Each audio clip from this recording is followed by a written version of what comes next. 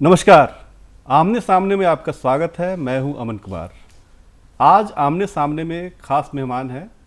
उनको आप सभी जानते हैं और पिछले कई महीनों से उनको बुलाए जाने की मांग हमारे सोशल मीडिया के माध्यम से हमारे दर्शक कर रहे थे और आज हमारे बीच वो मौजूद है। हम स्वागत करते हैं पूर्णिमा नीरज सिंह जी का। पूर्णिमा जी, आपका बहुत बहुत स्वागत है। धन्यवाद। और एक लंबे समय से दर्शक चाह रहे थे कि आप आएं और आपसे बात की जाए, आपकी कहानी जो है वो सुनी जाए आप ही की ज़ुबानी। तो कैसे यात्रा आरंभ हुई, या आपकी जो राजनीति से पहले की जो यात्रा है वो कैसी रही, उसके बारे में कुछ बताइए। देखिए, सच बोलूं तो राजनीति से मेरा कोई वाकई में लेना देना नहीं था। जो मेरा घर है, जो मेरा मायका जिसको आप बोलेंगे, उन लोगों का राजनीति से नहीं। मैं एक पुलिस परिवार से आती हूँ, किसानों के परिवार से आती हूँ। हाँ, वो समाज में वो लोग सशक्त ज़रूर थे, लेकिन राजनीति से अगर आप सीधे तौर पे बोलें तो नहीं जुड़े थे।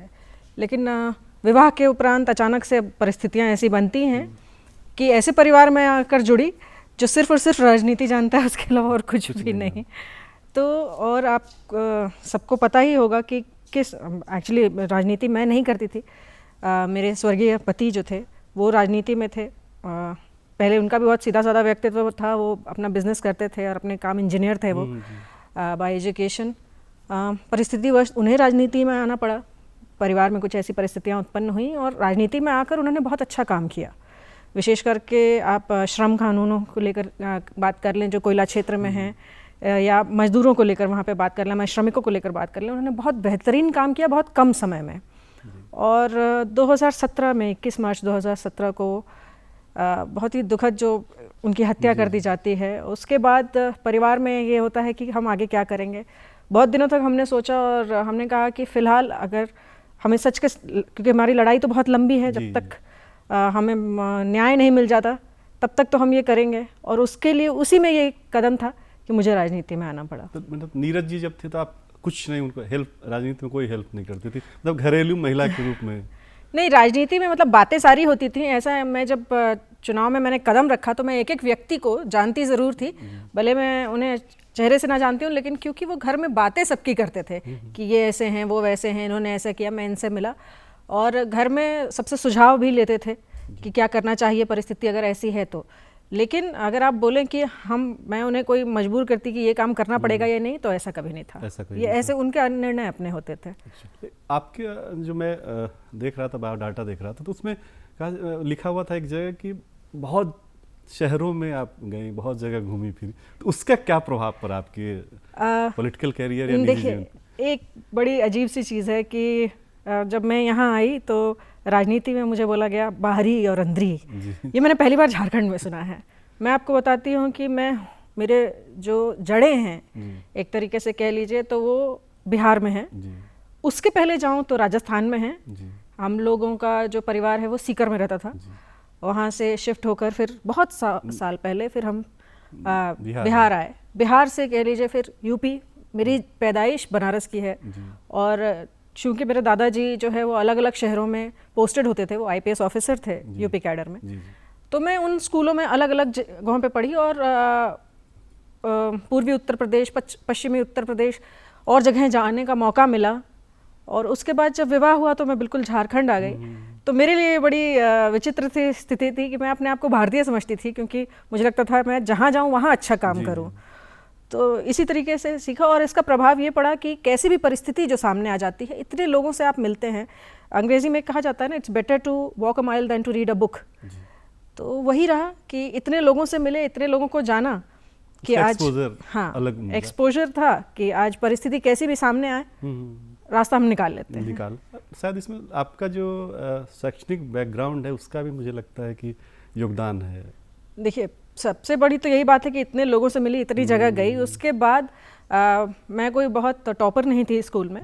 मैंने हर जगह ये बोला कि मैं बहुत एवरेज स्टूडेंट थी, लेकिन मैं जानती थी कि मैं क्या कर रही हूँ।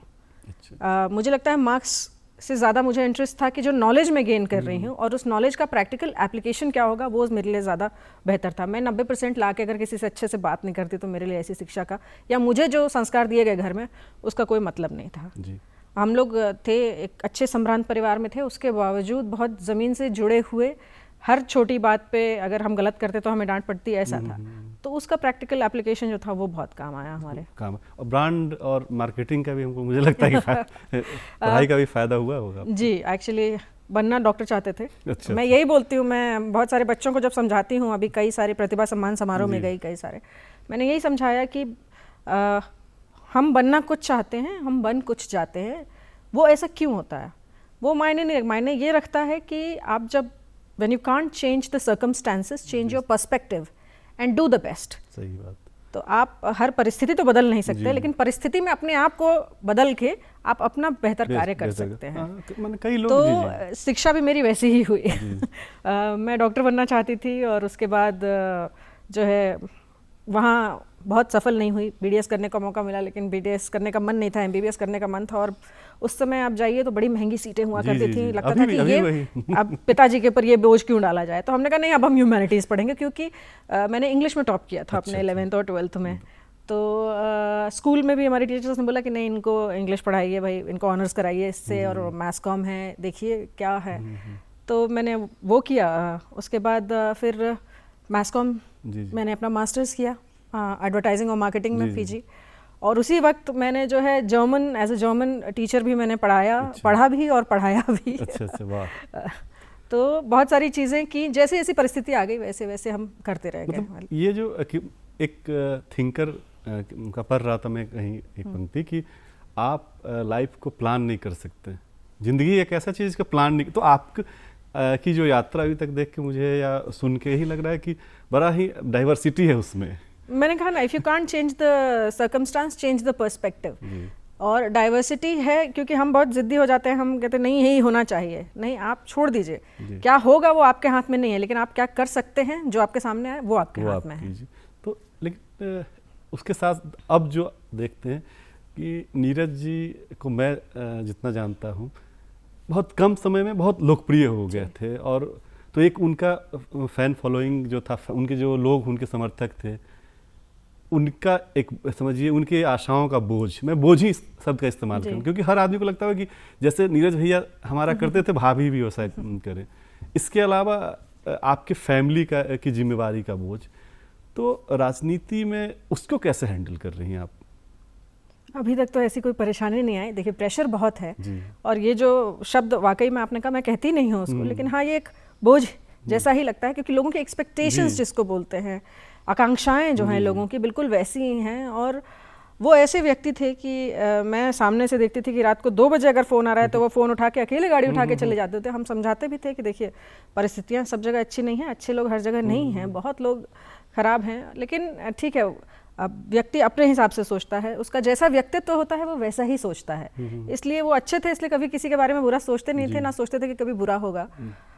जो हुआ उसके बारे में तो सब जानते हैं, और जब समय आएगा तभी सब कुछ बताया जाएगा। बड़ा दुखद आपको जो यूपी, बिहार में या झारखंड में जो आपकी फैमिली का, मैं कंबाइंड फैमिली की बात कर रहा हूँ, एक अलग प्रतिष्ठा भी है, लोग अपने आप को जोड़ना चाहते हैं, लेकिन उस फैमिली में आप जब शादी होके आई होंगी तो शायद इतना ज़्यादा आपको नहीं पता होगा, लेकिन उसी फैमिली में इस तरह के जो टकराव हो गए, तो उसका कितना असर आपको लगता है कि पड़ा होगा? नहीं, मेरे ऊपर देखिए असर तो सबसे अधिक आप पे ही पड़ा अभी तक, जो भी अगर देखा जाए उस टकराव का, तो सबसे अधिक अगर कोई विक्टिम है, बड़ा विक्टिम है, तो आप ही हैं। लेकिन उस थोड़ा मैं जानना चाहता हूँ कि उस अनुभव के बारे में। देखिए, मैं जब विवाह करके आई तो उस वक्त बहुत ज़्यादा, जो भी परिवारों में आप बोल लें, बहुत ऐसी कोई बातचीत होती नहीं थी। तो मुझे ऐसा कोई लेना देना था नहीं। लेकिन जब ऐसी घटना हो गई तब शायद समझ में आया कि हम बहुत, परिवार वाले भी इस बात को बहुत ज़्यादा नहीं रखते थे सामने कि चलो जो हो गया सो जाने दो, अभी आगे बढ़ते हैं। लेकिन अचानक से फिर ऐसा घटना हो जाता है, बिल्कुल, और किसी का दिमाग बिल्कुल उस समय काम नहीं करता। सोच भी नहीं सकता कोई आप घर में कौन सोच सकता है ऐसी बात, आप नहीं सोच सकते इस बात को, या ऐसा कोई कर देगा। और शायद यही जिद थी कि मैं आपके सामने बैठी हूँ। परिवारों की पृष्ठभूमि तो होती है अपनी जगह पे, अच्छी होती है, कौन नहीं चाहता कि सब कुछ अच्छा रहे, लेकिन कालांतर में कुछ ना कुछ घटनाएं ऐसी हो जाती हैं। बहुत सारे लोगों ने बहुत सारे प्रयास किए परिवार को एक जगह रखने के लिए, लेकिन एक परिवार को चलाने के हर व्यक्ति जिम्मेदार होता है, कोई एक व्यक्ति जिम्मेदार नहीं हो सकता, एक व्यक्ति जिम्मेदारी ले भी नहीं सकता है। आपको पता होगा कि हमारे अंकल बच्चा सिंह जी यहाँ पहले जो अर्बन डेवलपमेंट मिनिस्टर थे, उन्होंने अपनी सीट तक छोड़ दी थी परिवार को चलाने के लिए, लेकिन उसके बावजूद भी नहीं रख पाए। और हम शांत थे इस चीज़ को लेकर कि ठीक है चलिए अब सब अपने अपने रास्ते, लेकिन कुछ चीज़ें ऐसी होती हैं जो लोगों को नहीं समझ में आती हैं, या मैंने बोला ना कि जो व्यक्ति जैसा होता है वो वैसा ही सोचता है और वैसा ही करता है, या वो जैसा देखकर बड़ा होता है। शायद उसी का नतीजा है कि आज इनके साथ जो हुआ। समाज में ये इतनी क्रूरता नहीं होनी चाहिए, मतलब बिल्कुल नहीं होनी चाहिए। अगर ये मेरे लिए, मैं भी उस ऐसे ही परिवार से आती हूँ। मैं आपको बताना चाहूँगी कि मेरा घर है, मेरे पापा का घर है, वहाँ पर भी मेरे जो दादाजी थे उनकी भी हत्या हुई थी नक्सलियों द्वारा सन 1988 में। उनके पिताजी की भी हत्या हुई थी उस समय नक्सलियों द्वारा सन 1980 में। तो मेरे लिए ये कोई नई चीज़ नहीं थी, लेकिन सबसे दुखद ये था कि इसका सीधा प्रभाव आज मुझ पर पड़ रहा है। आप शादी के कितने साल के बाद ये घटना हुई थी? ये लगभग 4 साल 3 महीने 14 दिन। अच्छा, वो मतलब जी, कुछ सोच भी नहीं सकता। खैर, उसके बाद जब आपने फैसला किया ये कि हम इस बार चुनाव लड़ेंगे, नीरज जी का सपना था वो झरिया से, तो जब आप पहली बार चुनाव मैदान में गए तो उसके एक्सपीरियंस कुछ बताइए मुझे। देखिए, मेरे जो एक्सपीरियंस रहे मैं आपको बताती हूँ कि पहला 2014 में दूसरा चुनाव इन्होंने लड़ा 2014 में। 2009 में तो धनबाद विधानसभा से ऐसे ही बस बात हुई और इन्होंने कुछ सीरियसली नहीं लेके बोले चलो ऐसे नॉमिनेशन वाले दिन जाके इन्होंने फाइल कर दिया, और उसका नतीजा ये हुआ कि वहाँ पर कुछ वोट जो है इन्होंने अपने फेवर में किया, तो एक पक्ष हार गया, जो जीतने वाला पक्ष था वो हार गया और हारने वाला पक्ष जीत गया। और मात्र 10 दिनों में मैं आपको बताती हूँ कि इन्होंने अच्छा खासा वोट बैंक और यूथ के बीच में बहुत फेमस थे। फिर 2014 में इन्होंने निर्णय किया कि मैं झरिया से लड़ूंगा। हमने बहुत समझाया भी, मतलब लगता है कि वो परिवार का टकराव टालना चाहते थे, इसीलिए वो झरिया नहीं जाके वो धनबाद में पहले फोकस किया। बिल्कुल वो भी था और कुछ और भी कारण रहे होंगे। फिर झरिया से उन्होंने सोचा कि नहीं, अब इतना गलत हो रहा है समाज में और हर को दबाया जा रहा है, ये बताया जा रहा है, और ये दबंगई जो एक अजीब प्रवृत्ति की थी उसके खिलाफ थे वो। तो उन्होंने बोला कि नहीं, मैं झरिया से ही लड़ूंगा, अगर ये मेरी जिद है तो मैं यहीं से लड़ूंगा और मुझे जीतना होगा तो मैं जीतूंगा ही।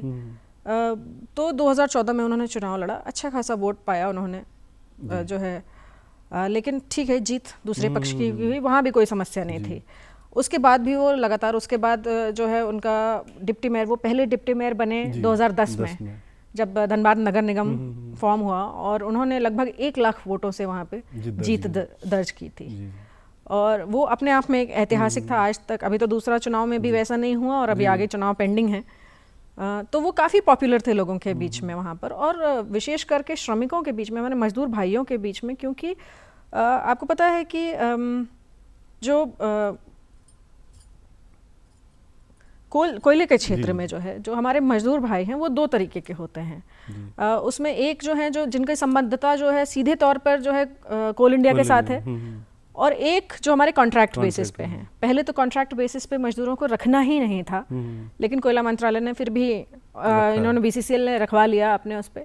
उनको जो पेमेंट मिलता था वो बहुत कम था, और आए दिन कोई ना कोई मजदूर जो है किसी न किसी घटना की चपेट में आके उनकी मृत्यु हो रही थी, उनके परिवार वालों को भी कुछ नहीं मिल रहा था। उस समय मात्र 17-18 घंटे काम कराकर कोई उनको 2 से 4 हज़ार रुपये के दिए जाते थे। इसके खिलाफ एक बहुत लंबी लड़ाई लड़ी उन्होंने, और पहली बार ऐसा हुआ कि जो है लेबर उसके लॉज के क्षेत्र में कि पहली बार जो है HPC हाई पावर कमेटी जो बनी, उन्होंने माना कि ये बहुत कम है। अब हाई पावर कमेटी के अकॉर्डिंग जो वेजेस दिए जाते हैं, जो वेतनमान दिया जाता है, हम वो देंगे जो हमारे कॉन्ट्रैक्ट लेबर्स हैं उनको। तो आज अगर आप जाएंगे वहाँ पर, और ये एक बहुत बड़ी जीत थी वहाँ पर, तो आज भी आप जाइए और पूछिए उनके बारे में, तो ये सबसे बड़ी जीत थी जिसका फ़ायदा उनको आने वाले समय में हमेशा मिलता रहा। और लोग हमेशा इसलिए लोकप्रिय रहे क्योंकि मुद्दे जो थे, जो जनता के मुद्दे थे सीधे तौर पे ज़मीनी स्तर पर, उनको उठाकर उनके लिए लड़ाई लड़ते थे, और बिना समय देखे, बिना कोई देखे कि भीड़ है, झुंड है उनके पास कि नहीं, या नेता की तरह नहीं, वो सबका भाई बनकर, सबका बेटा बनकर ऐसे रहे वो सबके। इसका फ़ायदा मुझे मिला। अच्छा। और मैंने, क्योंकि ये फ़ायदा मुझे मिला कि मैं देखती थी उनको ऐसे काम करते हुए। 2014 में उनके चुनाव में मैं पूरी झरिया विधानसभा खुद भी घूमी थी। अच्छा। और इसलिए 2019 में ये आइडिया था कि मुझे कहाँ जाना है, किससे मिलना है, क्षेत्र क्या का बात करनी है, की हाँ, जानकारी थी आपको कि कैसे बात करनी है। जबकि 2014 में मैंने बहुत खुश होकर नहीं किया था, लेकिन सबने बोला कि भाई तुम पत्नी हो, उससे तो धर्म मुझे पत्नी लगता है हो। आप आई ही होंगी, शादी ही हुई 2 साल हुए 2 थे। साल, जी। तुम धर्म पत्नी हो, अगर पति चुनाव लड़ रहे हैं तो आपको आना चाहिए। मैं बड़े दुखी मन से मैंने कहा चलिए ये भी ठीक है, लेकिन हाँ, घूमने को मिला, लोगों से मिलने को मिला, कैसे बात करते हैं, क्या बात करते हैं, लोग क्या चाहते हैं, क्या जानना चाहते हैं, कि समस्या का समाधान कैसे निकलेगा, क्या सुनना चाहते हैं, तब मैंने किया। और उसका फ़ायदा मुझे 2019 में हुआ कि मैं क्षेत्र को अच्छे से जानती थी। मैं जानती थी कि कहाँ पर कैसे लोग रहते हैं, कहाँ की क्या समस्याएं हैं। अगर आप झरिया के विधानसभा के ही विभिन्न क्षेत्रों की बात कर लें तो मैं जानती थी कि वहाँ पे हर क्षेत्र की अलग अलग एक अपनी समस्या, एक इन जनरल होती है विधानसभा की समस्या, और एक अलग अलग क्षेत्रों की समस्या होती है।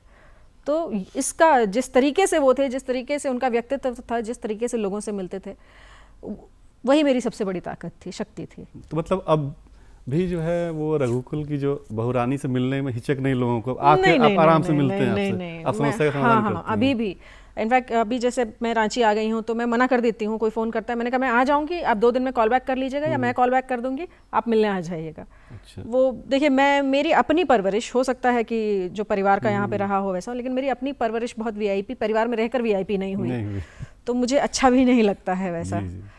शायद इसी वजह से मुझे लगता है कि लोग आप में जो है ना अब संभावना देख रहे हैं कि एमपी बने। क्या उस पर क्या सोच रही हैं आप? नहीं, देखिए, जो राजनीति में है वो हर व्यक्ति चाहता है कि उसे जिस पद पे, राजनीति हुई नहीं, मैं कहती हूँ जो कहीं भी काम कर रहा है वो सोचता है कि वहाँ से उसका प्रमोशन हो या होगा ही, और वो बड़े पद पे जाए। तो अगर आप मुझसे पूछेंगे तो मैं ना तो नहीं बोलूँगी, लेकिन समय आते जैसा निर्णय होगा, जैसा पार्टी का आदेश होगा, जैसी राजनीतिक परिस्थितियाँ होंगी, उसके अकॉर्डिंग मैं निर्णय लूँगी। मेरे पास जो जानकारी है कि अपने घर वाले तो आपका सम्मान देते हैं, जो दूसरे घर वाले वो लोग भी आपको चाह रहे हैं कि मेरे साथ मेरे घर में आएं और शोभा बढ़ाएं। जैसे देखिए, आज सबसे बड़ी जो लोगों ने चाहा वही हुआ जी। इसलिए मैं आज इस पद पर हूँ। अगर आगे भी चाहेंगे तो वही होता है कि होता वही है जो लोग चाहते हैं, जो जनता चाहती है। हमारे और आपके चाहने से कुछ नहीं, वो तो जनता सर पर ही है। लेकिन कांग्रेस में जो क्या स्थिति है अभी, आप क्योंकि कांग्रेस की विधायक, अभी कुछ भी कहना बहुत मुश्किल है। आप देख रहे होंगे कि कल ही जो है एआईसीसी मुख्यालय में एक मीटिंग हुई वृहद स्तर पर, और वहाँ पर काफ़ी सारी बातें हुई। तो अभी कुछ भी कहना अभी मेरे लिए बहुत मुश्किल है, किसी के लिए भी बहुत मुश्किल है। मुझे जो कांग्रेस, लेकिन अगर जैसा आदेश मिलेगा, कांग्रेस की जो राजनीति है उसकी बात मैं कर रहा हूँ, क्योंकि कांग्रेस की राजनीति में बहुत जो है ना गुना भाग, हर घर जो है बहुत वो अपनी जगह तरीके से नहीं चला जाता है। हाँ, वो अपनी जगह है। कई मुद्दों पे तो आपको मैंने देखा है कि आपने सवाल भी उठाया है। हाँ, आप कुछ पार्टी की बात आपको रखनी पड़ती है, कुछ उन लोगों की बात रखनी पड़ती है जो आपको चुन कर लाए हैं। तो वही चुन कर लाए हैं और फिर उन्हीं की बात नहीं रखी जाएगी तो ये उनके साथ धोखा होगा। और मुझे लगता है हर रिप्रेजेंटेटिव अपने क्षेत्र से आता है तो वहाँ के लोगों की बात रखेगा ही रखेगा। तो उसी के नज़दीक आप अगर मुझे देखते हैं कि कुछ ऐसा जाके मैं बात कहती हूँ जो जिससे सबको सरोकार नहीं है, लेकिन मुझे तो उन लोगों की बात रखनी है जिन्होंने मुझे यहाँ चुनकर भेजा है। जी। तो सरकार, आपके जो मुद्दे हैं उस पे जो अभी वर्तमान सरकार है उनका क्या, उनके तरफ से क्या अप्रोच आप देख रही हैं? एक्चुअली धनबाद अगर आप एज अ डिस्ट्रिक्ट देखें तो धनबाद डिस्ट्रिक्ट मोस्टली जो है वो सेंट्रल गवर्नमेंट के कंट्रोल में है। अच्छा। जो सच्चाई है, क्योंकि वहाँ पर अधिकतर इंस्टीट्यूट्स जो हैं वो सेंट्रल गवर्नमेंट के हैं। अगर आप कोल इंडिया को देख लें वो सेंट्रल गवर्नमेंट का है, सेल को देख लें वो सेंट्रल गवर्नमेंट का है, तो सिम्फर है, CFRI है, IIT ISM है। इसमें राज्य सरकार बहुत कुछ नहीं कर सकती है। राज्य सरकार लॉ एंड ऑर्डर के लिए जिम्मेदार है। राज्य सरकार जो है नगर निगम में जो कुछ काम होता है वहाँ भी सेंट्रल का ही फंड आता है, उनके लिए है। तो मोर और लेस जो है केंद्र सरकार ही कंट्रोल करती है। मेरे जो मुद्दे हैं उनमें राज्य सरकार का बहुत ज़्यादा सरोकार नहीं है, क्योंकि कोयला क्षेत्र से है और कोयला जो है वो कॉन्करेंट लिस्ट में ना होते हुए सेंट्रल गवर्नमेंट का है। सेंट्रल गवर्नमेंट उसमें सबसे बड़ी व्यवस्था जो मुद्दे हमारे थे वो विस्थापन और पानी को लेकर था। पानी को लेकर एक योजना जो है मेरे यहाँ चल रही है बहुत बड़ी, लगभग 310 करोड़ की, जिसमें झरिया विधानसभा कोयला क्षेत्र है और नीचे आपको पता है वहाँ पानी नहीं है। तो और ऐसा नहीं है, वहाँ पर ये समस्या इसलिए ज़्यादा है क्योंकि भूमिगत आग भी है, और तो इसलिए वो जो है उस अभी रिव्यू भी हुआ और वो पानी की योजना लगभग हमारी 50% कंप्लीट भी हो गई है। दूसरी है विस्थापन के लिए राज्य सरकार बहुत कुछ नहीं कर सकती। हाँ, इस बार एक पुश ज़रूर हुआ था सीएमओ से, तो पहली बार ऐसा हुआ कि विस्थापन के लिए जो झरिया रिहैबिलिटेशन डेवलपमेंट अथॉरिटी 15 साल पहले बना था, उसकी एक मीटिंग में पहली बार जनप्रतिनिधियों को बुलाया गया जी। ये जनवरी 2021 की बात है कि ऐसा हुआ कि पहली बार जनप्रतिनिधि और सारे जितने जनप्रतिनिधि अफसर लोग ही मिलके सारे अफसर लोग ही मिलके आपस में डिसाइड कर लेते थे, खुद ही कर लेते थे, लेकिन पहली बार ऐसा हुआ और एक अच्छा निष्कर्ष निकला उसका कि जनप्रतिनिधियों ने जो लोग वहाँ चाहते थे उन बातों को आगे रखा, उसको जो है फिर कोयला मंत्रालय ने बहुत सीरियसली लिया। और आज अभी हमारे माननीय मंत्री प्रहलाद जोशी जी जो है वो आए थे धनबाद, और उन्होंने कहा कि हम कैबिनेट से जो है 750 करोड़ रुपए की अतिरिक्त स्वीकृति देते हैं वहाँ पर विस्थापन जो झरिया में करना है, जो अग्नि प्रभावित क्षेत्र में लोग रह रहे हैं उनके लिए। प्रदूषण एक बड़ी समस्या है, हम बार बार कहते हैं कि बीसीसीएल को या कोल इंडिया को इसको सीरियसली लेना पड़ेगा। पहले अंडरग्राउंड माइनिंग होती थी, अब ओपन कास्ट माइनिंग करते हैं और लोगों को धूल धक्कड़ खाना पड़ता है, बीमारियों से ग्रसित हो जाते हैं। किसी शहर का जो सीना चीर के छोड़ देना, हालांकि वो गवर्नमेंट जो है उसमें स्कीम है कि उसको आपको भरना है प्रॉपर तरीके से, बिल्कुल ढक के कोयला का ट्रांसपोर्टेशन होना है, लेकिन दिखता नहीं है। बड़ी मिलीभगत है। मैं आपको बताऊं कि ये जो वहाँ पर सबसे, मैंने बहुत सारी कंपनियां देखी हैं काम करते हुए। झरिया में अकेले बीसीसीएल है जो कोयला क्षेत्र में है, सेल है और टाटा है, तीनों हैं। और सबसे पुअर रिकॉर्ड और परफॉर्मेंस अगर आप किसी का कहेंगे तो वो बीसीसीएल का है, वहाँ पर है। अभी कल ही की एक घटना है, फिर एक दुर्घटना हुई जहाँ पर 2 व्यक्तियों की मृत्यु हो गई। हमें रात को 2 बजे तक बैठ के अपने लोगों को बिठाकर वहाँ पर पैसा दिलवाना पड़ा। तो एक उनका जो काम करने का तरीका था वो ही, उस पर ही बड़ा प्रश्न चिन्ह था कि ज़बरदस्ती वहाँ पर लोगों को करनी पड़ती है अपना हक अधिकार के लिए। आज बीसीसीएल के पास, मैं अभी हाल फिलहाल ही डीपी से मीटिंग करके आ रही हूँ और लगभग हर 2-3 महीने पे अधिकारियों के साथ वहाँ मीटिंग करती रहती हूँ। उनके पास 2000 मुझे लगता है 20 से 30 साल पुराने रिकॉर्ड्स पड़े हुए हैं जो अनुकंपा पे उन्होंने नौकरियां नहीं दी हैं। नौकरी से एक बड़ा अच्छा एक सवाल मेरे जहन में बहुत देर से आ रहा था नौकरी पे। ये जो झारखंड में एक नौकरी का मुद्दा है और वो इतना पेचीदा क्यों, और क्योंकि आपको तो और ज़्यादा असहज महसूस होना होता होगा क्योंकि आपके विधानसभा में जो हैं लोग वो कंबाइंड बिहार से भी लोग आए हुए हैं, यूपी से भी हैं, और आप क्योंकि सत्ताधारी दल की विधायक की तो बार बार ये बात होती है, तो उसमें कितना असहज महसूस करती हैं आप?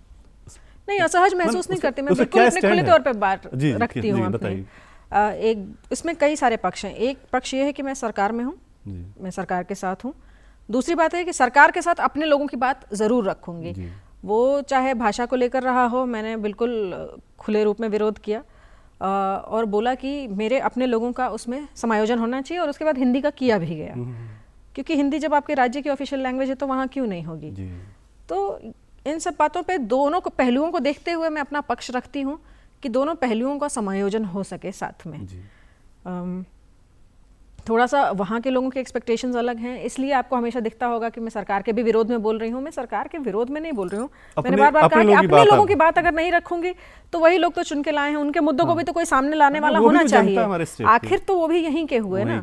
आज अगर आप, मैंने एक कंपैरेटिव स्टडी की थी, हमें जब झारखंड विधानसभा में बोलना होता है तो हम थोड़ी सी पढ़ कर जाना पसंद करते हैं। तो मैंने एक कंपैरेटिव स्टडी की कि हमारे 4 राज्य जो हैं वो एक साथ अलग हुए, जिसमें 3 राज्य एक साथ अलग हुए और तेलंगाना उसके बाद भी 2014 में बना, 8 जून 2014 को।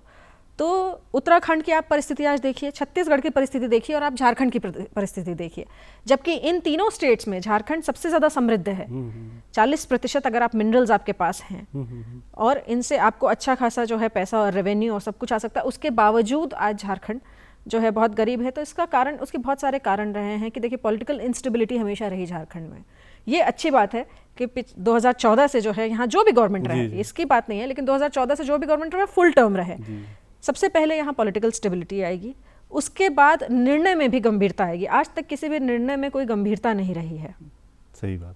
आज भी जो झारखंड में निर्णय लिए गए वो पॉलिटिकल रहे, चाहे जब तक कोई सरकार स्टेबल नहीं होगी कोई भी निर्णय में गंभीरता नहीं आ सकती है। ये बहुत महत्वपूर्ण आपने बताया कि गंभीरता जो है पॉलिटिकल जो डिसीजन है उसमें आपको ले लेना होगा, तब आपको नीचे पहुंचेगा।